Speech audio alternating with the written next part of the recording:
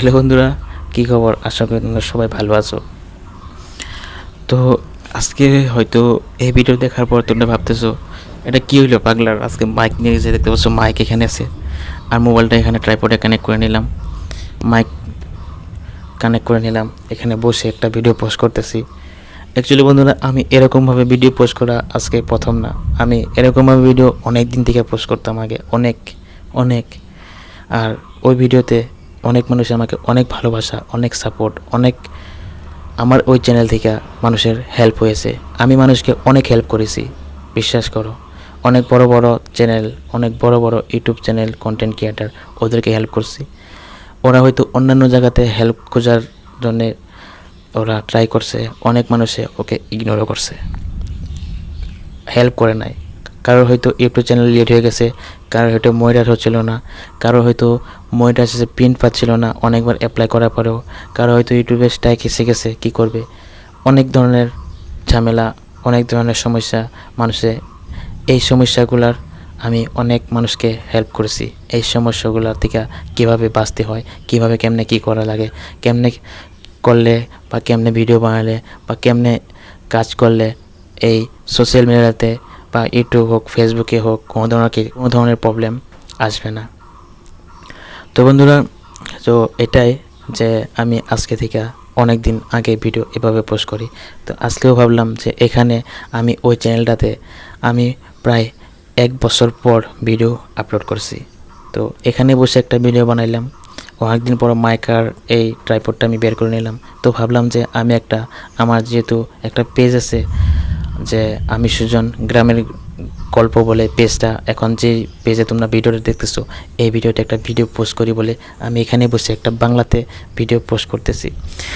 তো বন্ধুরা, কথা হচ্ছে আমি এটাই জানি না, মানুষে অনেক ভিডিও দেখলাম, মানুষের ভিডিও বানায়, ভিডিওতে কোনো ক্রিয়েটিভিটি নাই, কোনো ধরনের এত নতুন ইউনিক কিছু নাই, জাস্ট সিম্পল ভিডিও। ওই ভিডিওতে এত লাইক, এত কমেন্ট, এত শেয়ার, এত ভালোবাসার সাপোর্ট।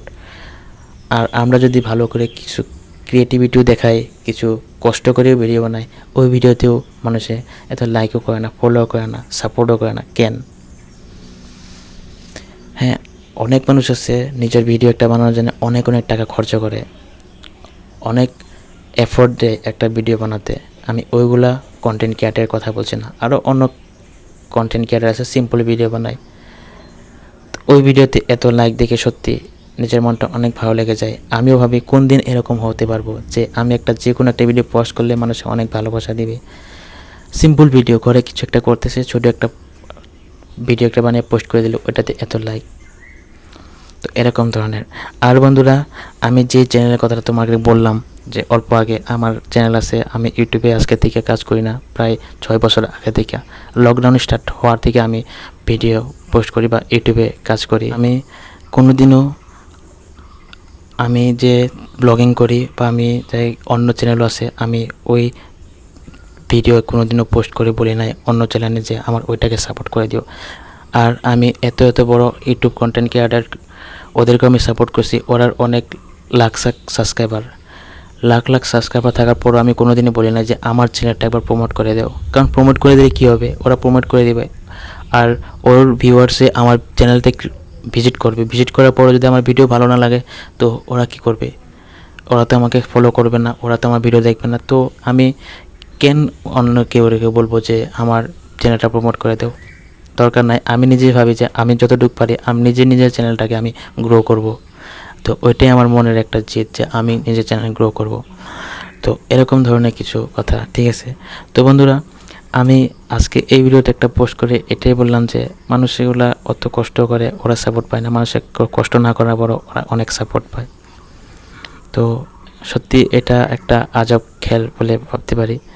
তো অনেকে হয়তো বলবো আমার যদি এত বড় চ্যানেল আছে বা আমার যদি এতই ইউটিউবে ফ্যান ফলোয়িং আছে, আমি আগে থেকে কাজ করিতে আমি ওই চ্যানেলে থেকে কেন কিছু করতে পারি নাই। সো বন্ধুরা, ইউটিউব বা সোশ্যাল মিডিয়াতে কাজ করার হলে তোমাদেরকে অনেক কিছু মেনটেন করে চলতে হবে, অনেক কিছু মানুষের পেশেন্স থাকতে হবে, প্লাস তোমরা কনসিস্টেন্সি মেনটেন করে চলতে হবে, অনেক কিছু নিজে ভাবে শুনে তারপর ভিডিও বানিয়ে আর ভালো পোস্ট করতে হবে, তারপরে সাকসেস হয় এটা আমি জানি, কিন্তু আমিও সেম ওভাবে কাজ করেছি, আমাকেও অনেক মানুষ সাপোর্ট করেছে।